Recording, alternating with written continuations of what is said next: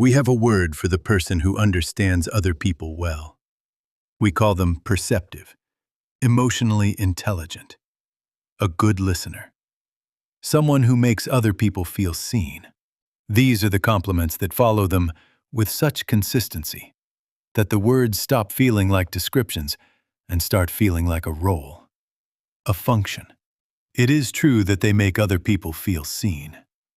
It is true that rooms shift when they enter them. Something becomes more possible.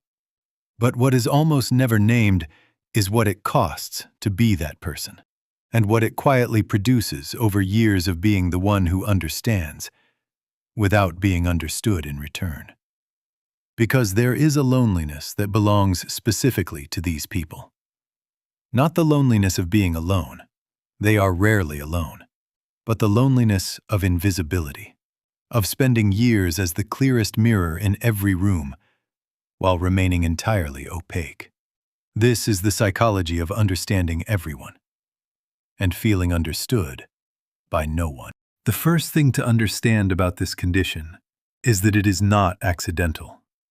It was built carefully, incrementally, over years, from a specific kind of early experience. These are people who learned, early and often, that other people's emotional states were essential information. The kind that determined how a room would go, whether a conversation would be safe. Psychologists call this hypervigilant empathy. It develops in environments where the emotional temperature was unpredictable, where reading someone correctly was not a social skill, but a form of navigation. But here is what that architecture produces. A mind built around reading other people becomes a mind organized outward. Its default orientation is toward the external. And the interior, one's own feelings, one's own needs, receives, almost by construction, less space. You become extraordinarily fluent in other people, and in doing so, you become a stranger to the language of your own interior. There is a dynamic that forms around highly perceptive people so consistently that it almost functions as a law. Other people bring things to them, not always consciously, but there is something in the way these people listen, the absence of judgment, the rare experience of being fully received that functions like an invitation. People bring their fears, their 3 a.m. questions, the things they cannot say to anyone else. And the perceptive person receives all of it, because the depth of their understanding makes containment possible. Psychologists describe this as the caretaker identity, a self-concept organized around the emotional welfare of others. But this produces a particular asymmetry. The person who holds others is rarely held in return. The strong one is strong. The listener listens. Others arrive with their complexity intact, are understood, and depart lighter. The perceptive person, in the meantime, has said almost nothing about their own interior. And at some point, they stopped waiting for the opportunity. There is a worse loneliness than not being seen at all. It is being seen incorrectly. The version of highly perceptive people that exists in other people's minds is almost always a flattened version. They are seen as calm, as self-sufficient, as the person who does not need what other people need. They have spent years performing stability so consistently that the performance has become indistinguishable from the actual state. Because they appear not to need, they are not asked. They become a stable background element, a fixed point that does not require tending. This is the precise mechanism of the invisibility. It is not that people do not care about them.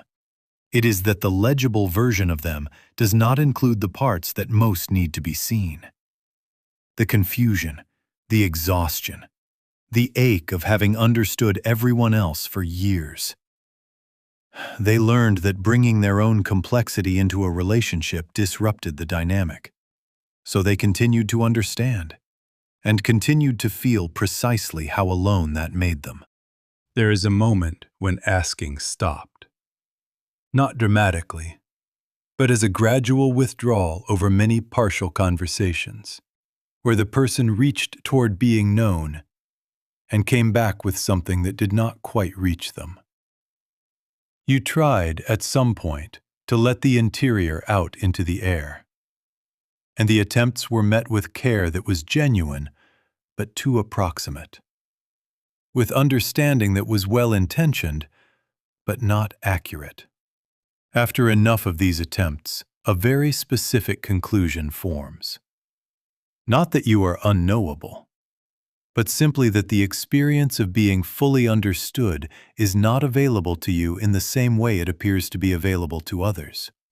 Psychologists call this learned self-concealment, the progressive withdrawal of the authentic self from relational space.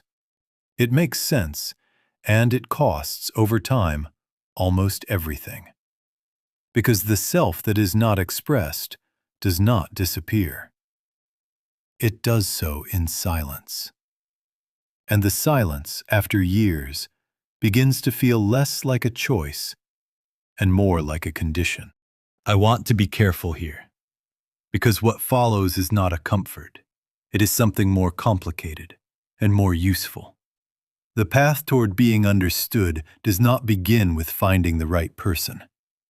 It begins, uncomfortably and necessarily, with the recognition that you have been making yourself illegible. Not because you are dishonest, but because the habit of reading other people has been so consistent that you have forgotten how to arrive in a conversation carrying your own interior. Reciprocity is not a quality some relationships have and others lack. It is a practice, a discipline of appearing, incompletely and without guarantee, in front of another person with your actual interior intact. Of saying what you need before you have checked whether the need is convenient. It is genuinely difficult. The instinct to pre-process, to ensure that your own complexity does not burden the room, registers as care. But there is a difference between care and disappearance. You have been in rooms full of people for years. You have understood them with extraordinary precision. You deserve to know what that feels like. Not from everyone, but from someone. In one room, on one night. When you finally decide to arrive in it completely.